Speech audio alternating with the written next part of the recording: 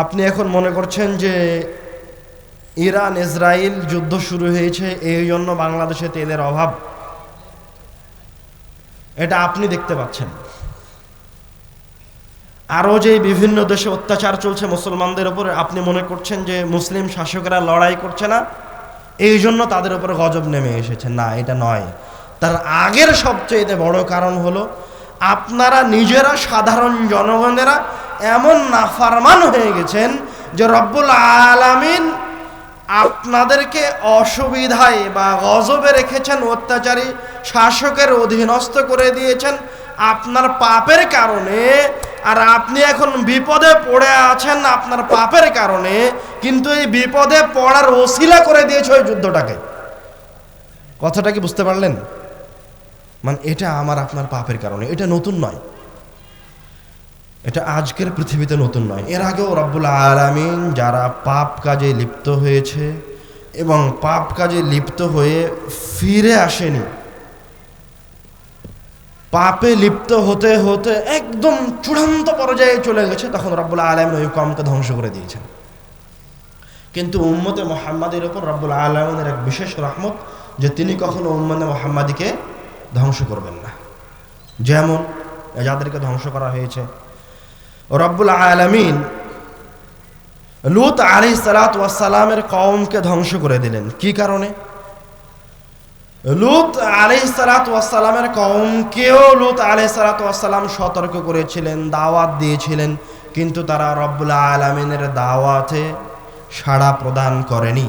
রব্বুল আলামিন কুরআনুল কারীমে বলছেন, ইন্নাকুম লাতাতুনার রিজাল, তোমরা তোমাদের পুরুষদের কাছে যেতে, সমকামিতা করতে, ওয়াতাকতাউনাস সাবিল, এবং তোমরা রাস্তাঘাটে ছিনতাই করতে, চুরি ডাকাতি করতে, ওয়াতাতুনা ফি নাজিকুমুল মুনকার, এবং তোমরা একত্রে পতিতালয়ে জমা হয়ে জেনায় লিপ্ত হতে। যখন তারা এরকম ভয়ঙ্কর ফাসাদ পৃথিবীতে সৃষ্টি করেছিল এবং ফিরে আসেনি, দায়ের দাওয়াতকে গ্রহণ করেনি, তখন রব্বুল আলামিন তাদের ওপর পাথরের বৃষ্টি বর্ষণ করেছেন। হিজারাতাম মিন তিন, ফেরেশতারা তাদের উপর এমন পাথরের বৃষ্টি বর্ষণ করেছে যে তারা ওই পাথরের বৃষ্টিতে ওই জায়গায় যে যেভাবে ছিল ওইভাবে মরে গেছে, ওইভাবে আছে। আল্লাহ রব্বুল আলামিন আপনারা জানেন যে ফেরাউনকেও ধ্বংস করে দিয়েছেন। ফেরাউনকে রব্বুল আলামিন সরাসরি ধ্বংস করেছেন? করেননি, তাকেও রব্বুল আলামিন সুযোগ দিয়েছেন। মুসা আলাইহিস সালাতু ওয়াস সালাম, হারুন আলাইহিস সালাতু ওয়াস সালাম তাতে সতর্ক করার জন্য, তার কওমকে দ্বীনের দিকে আহ্বান করার জন্য বারবার গেছেন। উত্তরে ফেরাউন বলেছেন, সাহিরুন আও মাজনুন, তুমি পাগল হয়ে গেছো, তুমি জাদুকর। এবং ফেরাউনের সম্প্রদায় মুসা আলাইহিস সালাতু ওয়াস সালাম এবং বানু ইসরাইলের যারা পুরুষ সন্তান ছিল তাদেরকে জবাই করেছে। যখন অত্যাচার চরম পর্যায়ে চলে গেছে এবং যে দুই একজন দায়ী ছিল, ভালো মানুষ ছিল, যারা দাওয়াতি কাজ করতো, তাদেরকেও যখন হত্যা করার জন্য ফেরাউন ধাওয়া করেছে, তখন রব্বুল আলামিন তাদেরকে পাকড়াও করেছেন। ফাআখাযনাহু ওয়া জুনুদাহু ফানাবাযনাহুম ফিল ইয়াম্মি ওয়া হুয়া মুলিম, তখন আমি তাদেরকে পাকড়াও করেছি, সমুদ্রে নিক্ষেপ করেছি, ডুবিয়ে মেরেছি, অপমানদায়ক মৃত্যুবরণ করিয়েছি। ঠিক তেমনইভাবে সামুদ জাতীয় এই পৃথিবীতে এসেছে, তাদেরকে সতর্ক করার জন্য সালেহ আলাইহিস সালাতু ওয়াস সালাম এসেছেন, কিন্তু তারা সালেহ আলাইহিস সালাতু ওয়াস সালামের দাওয়াতে সাড়া দেয়নি। তারা নিজেদেরকে শক্তিশালী, ক্ষমতাধর মনে করেছিল। রব্বুল আলামিন কুরআনুল কারীমে বলছেন, ওয়াতানহিতুনা মিনাল জিবালি বুয়ুতান ফারিহিন, তারা পাহাড়কে কেটে কেটে, পাথরের পাহাড় কেটে কেটে বাড়ি নির্মাণ করত। ওরা কোনোদিন মনেই করেনি যে ওদেরকে কোনো গজব, কোনো বিপদ পরাস্ত করতে পারে। কিন্তু যখন জুলুম শেষ পর্যায়ে চলে গেছে, অন্যায়, তখন রব্বুল আলামিন তাদের উপর এমন গজব নাজিল করেছেন যে তাদেরকে সমূলে ধ্বংস করে দিয়েছেন। কওমে নূহ আলাইহিস সালাতু ওয়াস সালাম তাদেরকে সকাল সন্ধ্যা আহ্বান করেছেন রব্বুল আলামিনের দিকে। কুরআনুল কারীমে রব্বুল আলামিন বলছেন, ওয়া ইন্নী কুল্লামা দাআউতুহুম লিতাগফিরা লাহুম, যখনই আমি আমার সম্প্রদায়কে আহ্বান করেছি যে তোমরা যা করেছো, যা পাপ কাজ করেছো, অন্যায় করেছো, তোমরা একটু রব্বুল আলামিনের কাছে ফিরে আসো, তওবা করো, ক্ষমা চাও, রব্বুল আলামিন তোমাদের পাপকে ক্ষমা করে দিবেন। জাআলু আসাবিআহুম ফি আযানিহিম, যখনই আমি তাদেরকে হকের দিকে আহ্বান করেছি তারা আমার কথায় কর্ণপাত করেনি, কানে আঙ্গুল দিয়েছে, নূহ আলাইহিস সালাতু ওয়াস সালামের কথা থেকে ফিরে দূরে চলে গেছে। ওয়াস্তাগশাউ সিয়াবাহুম, কাপড় দিয়ে ওদের মুখগুলিকে ঢেকে নিয়েছে, তাও নূহ আলাইহিস সালাতু ওয়াস সালামের কথা তারা শ্রবণ করেনি। ওয়াসার ওয়াস্তাকবারু ইস্তিকবারা, এবং তারা একগুঁয়ে হয়ে নূহ আলাইহিস সালাতু ওয়াস সালামকে বাদ দিয়ে অহংকারে তাকাব্বুরে লিপ্ত হয়েছে। যখন তারা অন্যায়ের শেষ পর্যায়ে চলে গেছে, রব্বুল আলামিন বলছেন কানু কওমান ফাসিকিন, যখন তারা ফাসিকিয়াতের শেষ পর্যায়ে চলে গেছে তখন রব্বুল আলামিন তাদেরকে বন্যা দিয়ে সবাইকে ডুবিয়ে মেরে ফেলেছেন। এইভাবে রব্বুল আলামিন আদ জাতীয় যখন রব্বুল আলামিনের আহ্বানে সাড়া দেয়নি, হুদ আলাইহিস সালাতু ওয়াস সালামের কথা শ্রবণ করেনি, তখন তাদেরকেও রব্বুল আলামিন ধ্বংস করে দিয়েছেন। তারাও কখনো ভাবেনি, কল্পনা করেনি যে তাদেরকে কোনো বিপদ, তাদেরকে কোনো ফিতনা গ্রাস করে ধ্বংস করে দিতে পারে। তারাও মনে করেছিল যে আমরা পরাক্রমশালী, ক্ষমতাধর। তারা বিশাল বিশাল অট্টালিকা নির্মাণ করত, এত বড় অট্টালিকা নির্মাণ করত যে রব্বুল আলামিন তাদের কথা বলছেন ওয়াতাত্তাখিযুনা মাসানিআ লাআল্লাকুম তাখলুদুন, যে তারা মনে করত যে তারা হয়তোবা এই পৃথিবীতে চিরস্থায়ীভাবে বসবাস করবে, আর কোনোদিন মারা যাবে না। রব্বুল আলামিন আর এক আয়াতে বলছেন আল্লাতী লাম ইউখলাক মিসলুহা ফিল বিলাদ, তারা এত বড় বড় অট্টালিকা বানিয়েছিল, এরকম বড় প্রাসাদ অট্টালিকা আর কোনোদিন কেউ বানায়নি। রব্বুল আলামিন তাদের উপরেও গজব অবতীর্ণ করেছেন।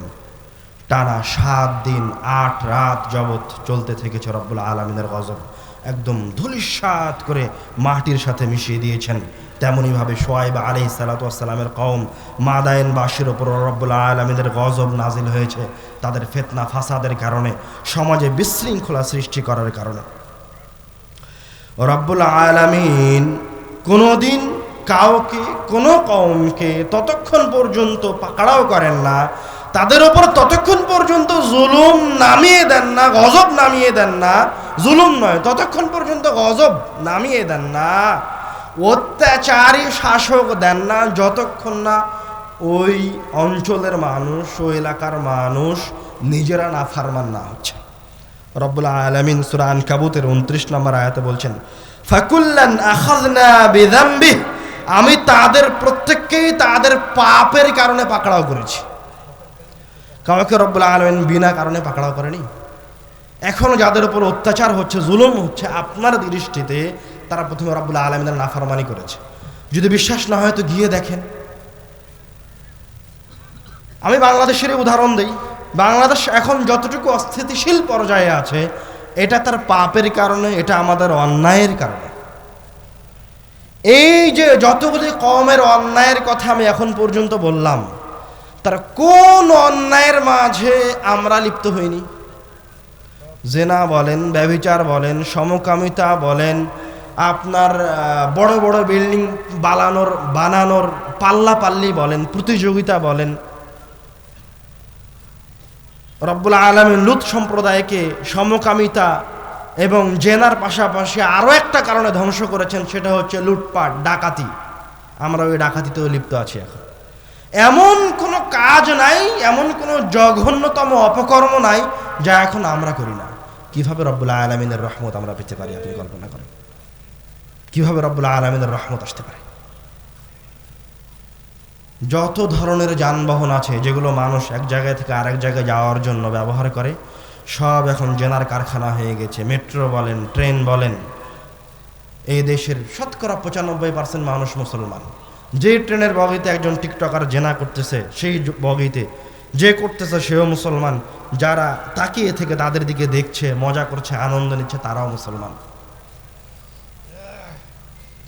যে অফিসে আপনি 12 ঘন্টা বসে থাকেন, ডিউটি করেন নিয়মিত, দিনের অর্ধেক সময়, জীবনের অর্ধেক সময় যে অফিসে আপনি অতিবাহিত করছেন, ওই অফিসের যে রুমে বসে আছেন তার পাশের রুমে আর একজন জেনায় লিপ্ত, তার পাশের বাথরুমে আরেকজন জেনা করছে, তো কিভাবে রব্বুল আলামিন আপনার উপর রহমত বর্ষণ করবেন অথচ আপনার পাশে আরেকজন জেনা করছে?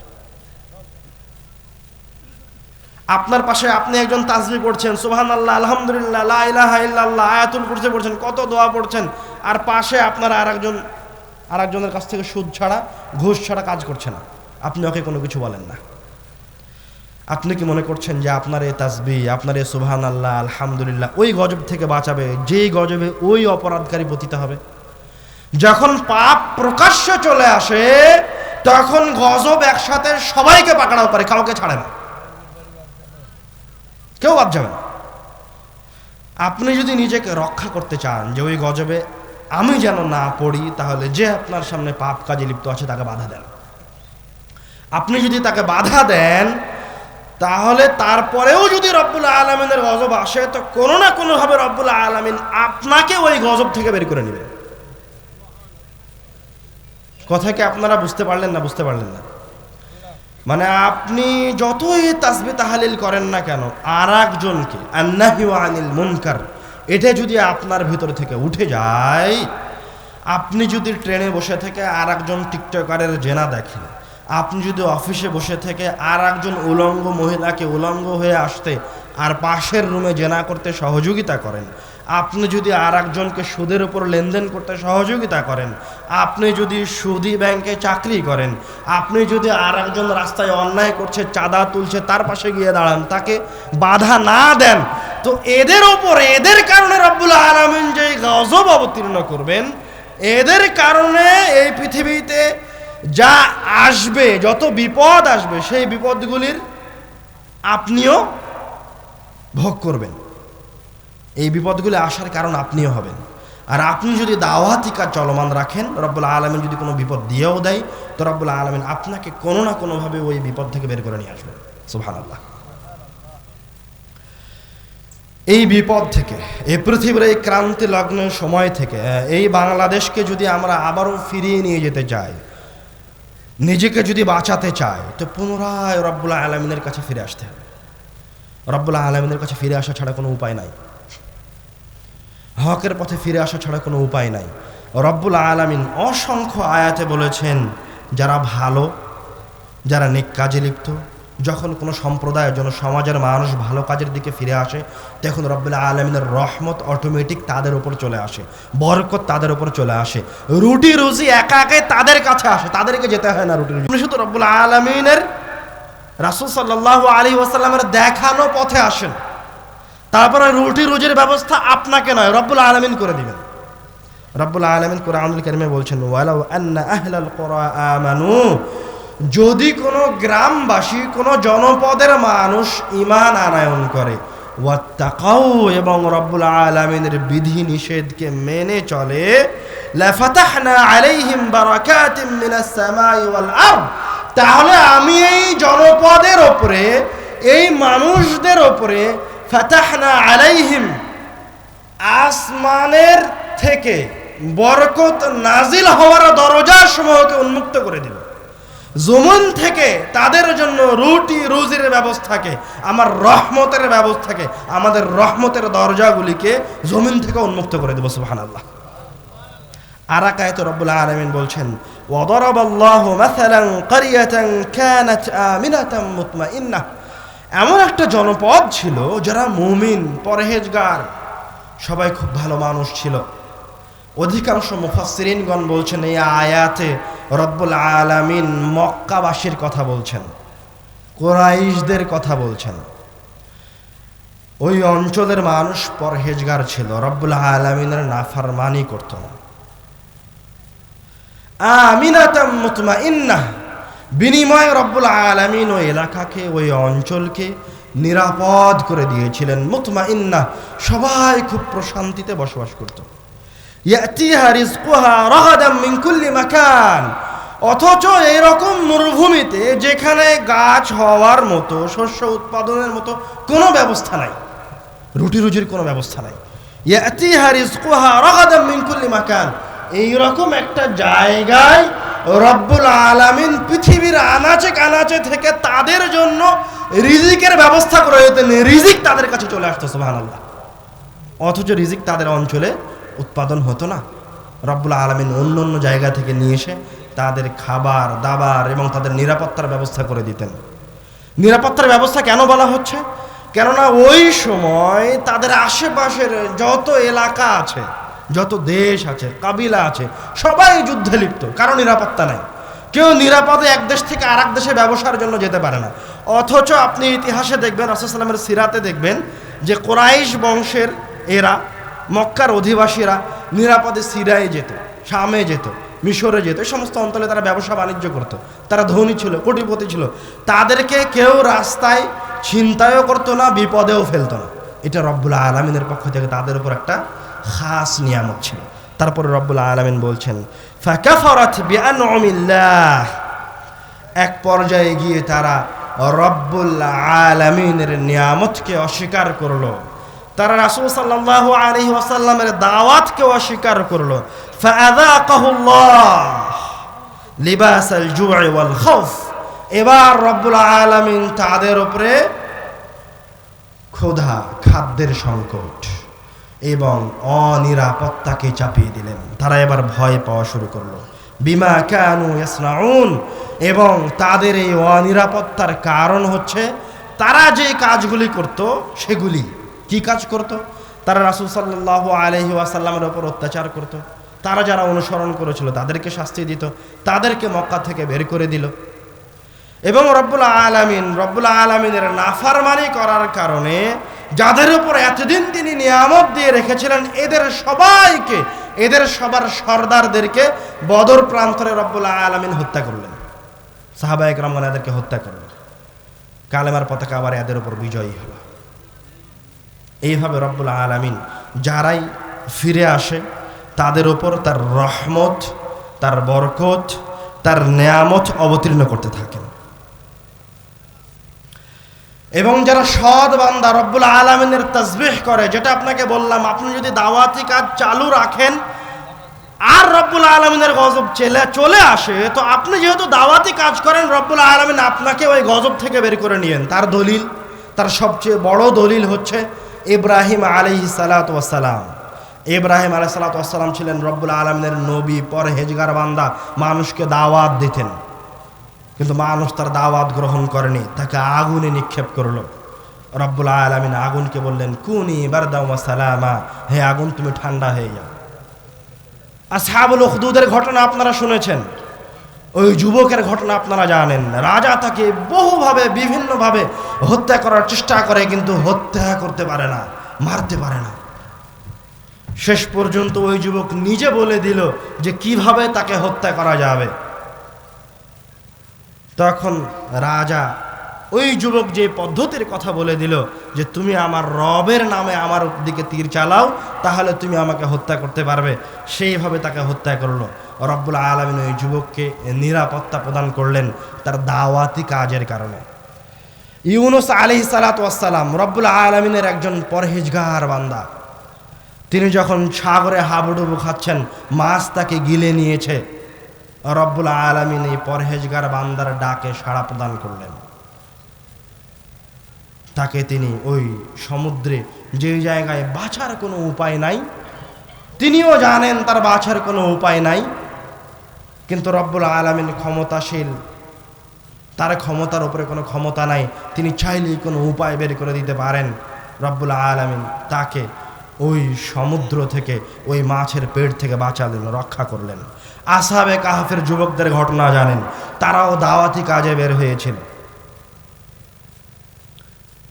তাদেরকে হত্যা করার জন্য রাজা সব জায়গায় তাদেরকে খুঁজছে।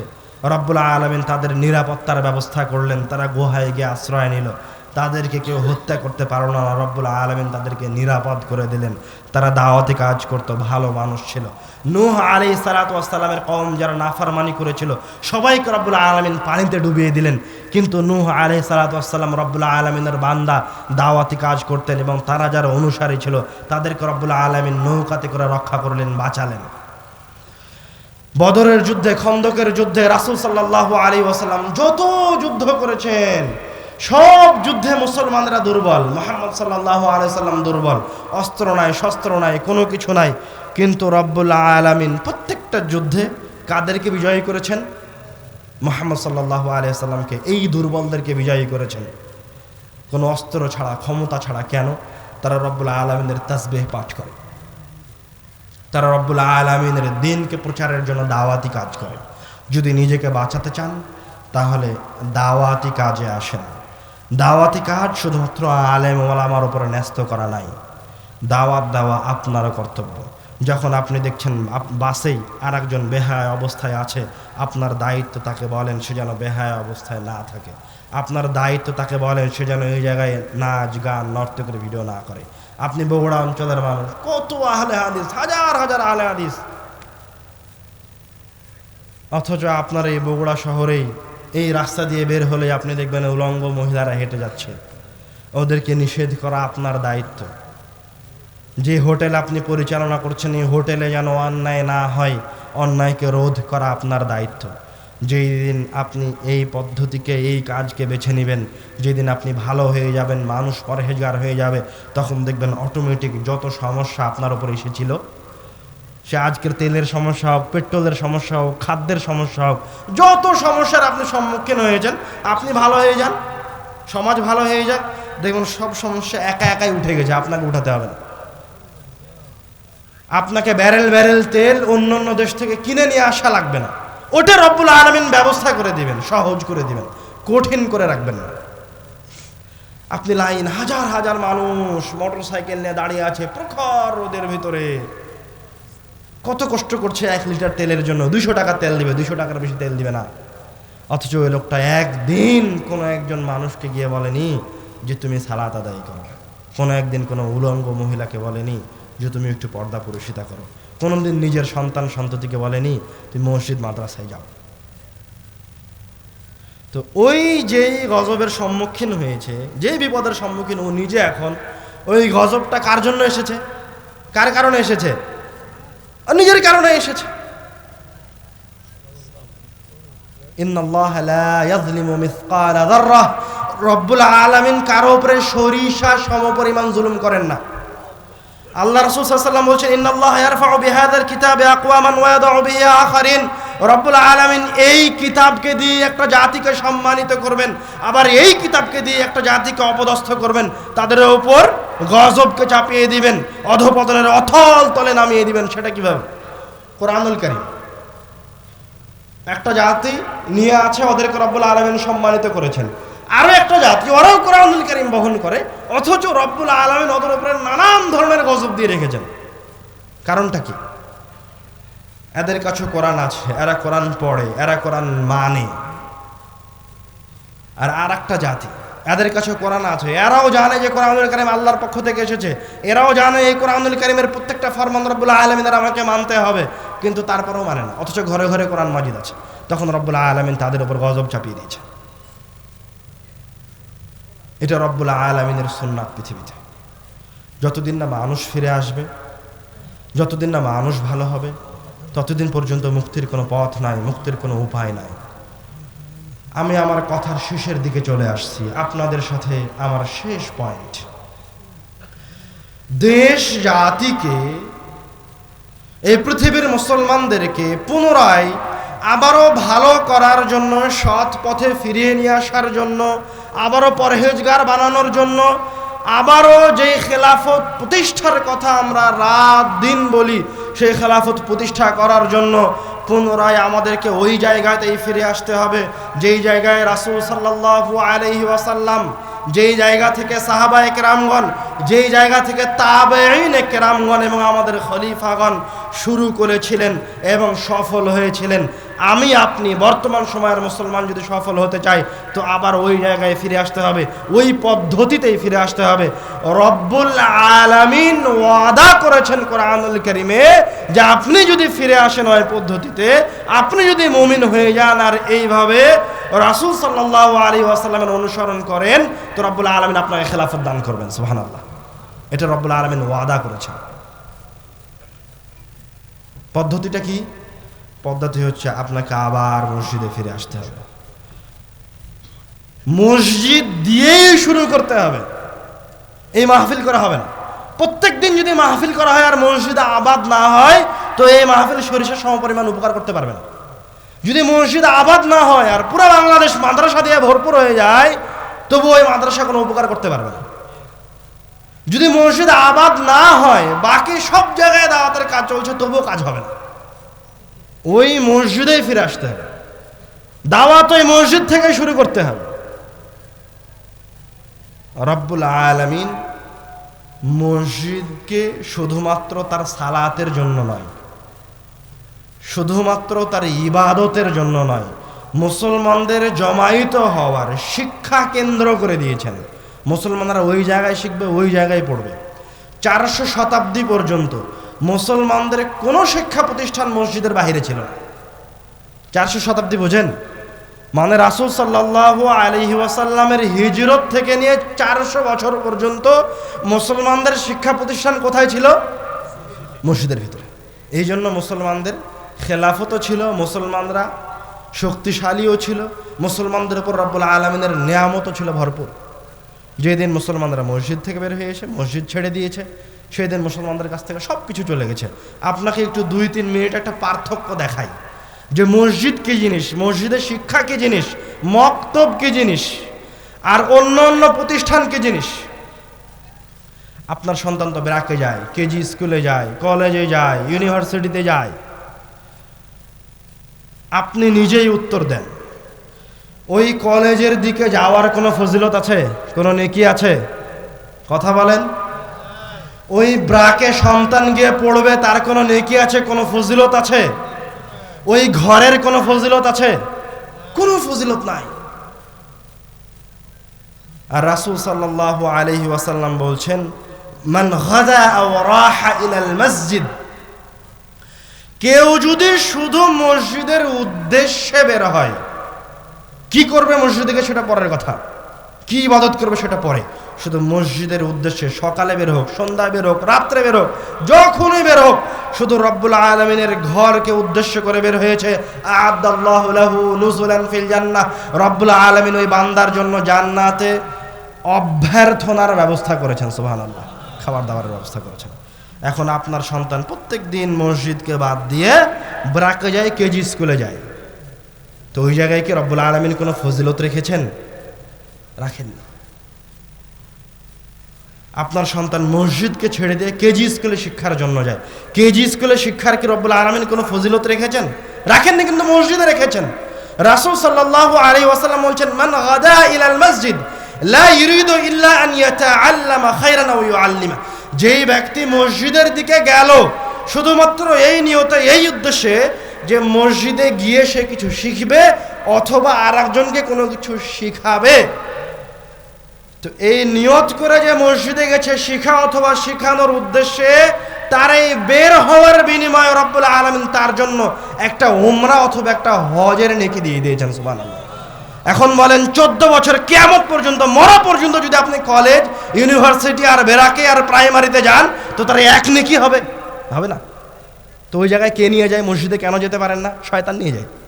আমি আপনি সবাই শয়তানের তাবেদারি করি, সজ্ঞানে হোক অথবা অজান্তে হোক, কিন্তু শয়তানের তাবেদারি করি। শুধু তাই না, রাসূল সাল্লাল্লাহু আলাইহি ওয়াসাল্লাম বলছেন, যখন আমি আপনি মসজিদে একত্রিত হয়েছি পড়াশোনার জন্য, মাজতামা কওমুন ফি বাইতিন মিন বুয়ুতিল্লাহ, যে কোনো জায়গায়, যে কোনো আল্লাহর ঘরে, ওই ঘরে এসি থাকতে হবে, ওই ঘরে ফ্যানের ব্যবস্থা থাকতে হবে এমন নয়। এই গাছের নিচ যদি আগামীকাল মসজিদের জন্য নির্ধারিত হয়ে যায়, আর এই গাছের নিচে যদি মানুষ সালাত আদায় করতে শুরু করে, তো এই গাছের নিচে এখন মসজিদ হয়ে গেছে। এই জায়গায় এখন যদি কোনো মানুষ, বাচ্চা কাচ্চা, আমি আপনি পড়াশোনার জন্য একত্রিত হই, তো রাসূল সাল্লাল্লাহু আলাইহি ওয়াসাল্লাম বলছেন, ইল্লা নাযালাত আলাইহিমুস সাকিনাহ, তাহলে ওই জায়গায় যারা একত্রিত হয়েছে পড়াশোনার জন্য, ওদের উপর রব্বুল আলামিনের পক্ষ থেকে সাকিনা, প্রশান্তি অবতীর্ণ হবে। ওয়া গাশিয়াতহুমুর রাহমাহ, ওদেরকে রব্বুল আলামিনের রহমত ঢেকে থাকবে। ওয়া হাফাতহুমুল মালাইকা, রব্বুল আলামিনের ফেরেশতারা তাদেরকে ঘিরে থাকবে। এতটুকুই নয়, এই 2-3টা ফজিলতই যথেষ্ট ছিল, কিন্তু রাসূল সাল্লাল্লাহু আলাইহি ওয়াসাল্লাম এই জায়গায় থেমে গেলেন না। রাসূল সাল্লাল্লাহু আলাইহি ওয়াসাল্লাম আরো বললেন, যারা মসজিদে বসে থেকে পড়াশোনা করছে, রব্বুল আলামিনের জিকির করছে, রব্বুল আলামিন এদের কথা, এইরকম পাপিষ্ঠ বান্দার কথা, আমার আপনার মতো একজন ছোট্ট বান্দার কথা রব্বুল আলামিন, আমাদের সৃষ্টিকর্তা, জগৎ সময়ের সৃষ্টিকর্তা, আমাদেরকে মসজিদে বসে পড়াশোনা করতে দেখে খুশি হয়ে তার অন্য ফেরেশতাদেরকে বলেন সুবহানাল্লাহ। এখন বলেন যে মসজিদ ছেড়ে দিয়ে যে আপনি অন্যদিকে গেছেন, তো এটা আপনার জন্য কতখানি উপকারী হয়েছে না ক্ষতির কারণ হয়েছে? তো আমি আপনি নিজে আমাদের নিজের সন্তানদেরকে পথভ্রষ্ট করার জন্য, নিজের সন্তানের ভবিষ্যৎকে অন্ধকার করার জন্য, নিজের সন্তানদেরকে কোনো এক ঘুষখোর, সুদখোর, কোনো এক অত্যাচারী, জালেম, কোনো এক বিশেষ ক্যাডার বানানোর জন্য, শাসক বানানোর জন্য উঠে পড়ে লেগে আছে। এই জন্য মসজিদে পাঠাই না, অন্য স্কুলে পাঠাই। অথচ আপনার জন্য জরুরি ছিল আপনার সবার সন্তান, আমাদের সবার সন্তান প্রত্যেক দিন নিয়মিত মসজিদে যাবে পড়াশোনা করার জন্য। আমি কথা বলছি না যে সব স্কুল কলেজ বন্ধ করে দেন, না, বন্ধ করিয়েন না, আমি বন্ধ করতে বলিনি। কিন্তু আমি আপনাদেরকে বলছি যে শিক্ষা কেন্দ্র হিসেবে মসজিদকে রাখেন। ওই জায়গায় যাওয়ার আগে যেন আপনার সন্তান এই জায়গায় পড়াশোনা করে। যতদিন পর্যন্ত না আবার এই মসজিদে ফিরে আসবেন, ততদিন পর্যন্ত নাজাতের কোনো উপায় নাই। রব্বুল আলামিন আমাদেরকে রাসূল সাল্লাল্লাহু আলাইহি ওয়াসাল্লামের দেখানো পথে ফিরে আসার তৌফিক দান করুন। আল্লাহুম্মা আমিন।